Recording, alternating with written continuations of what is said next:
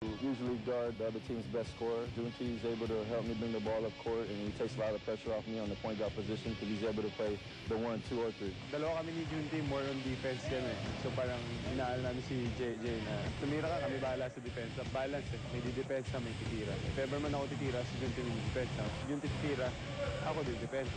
So parang balance kami tatlo. Kanina pa natin pinag-uusapan yung guard lineup, napakatibay ng mga gwardiya ng Barangay Ginebra.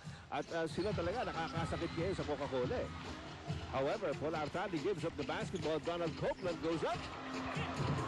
But it won't go down. Last touch on Coca-Cola's Cesar Catley. That guard lineup really bolstered by the acquisition of Junti Valenzuela. Pumapal talaga yung lineup. Now you have to think, pag titingnan mo yung Barangay Ginebra, ang biggest question mark will be Paul Artadi. Paul Artadi is able to play well. Magkakaroon ng pahinga itong si JJ Helterbrand. Another turnover there on the steal by Alex Cabagnot. Forward to Catley, who pulls up and pulls the trigger. That's what he's there for. TM3 yan, galing kay Cesar Catley to cut the lead down somewhat to 14 points here in the third. 63-49 ang ating score ngayon. Junti Valenzuela, Ronald Tubig, Eric Benk. Balik ko rin kay Junti.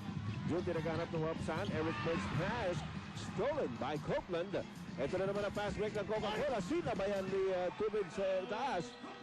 Tumatawag, humihingi ng offensive foul si Tubig. Not this time, sabi ng mga referee. 5:50 to go, third quarter. Ang labang ng Ginebra na ibaba na. 12 na lang.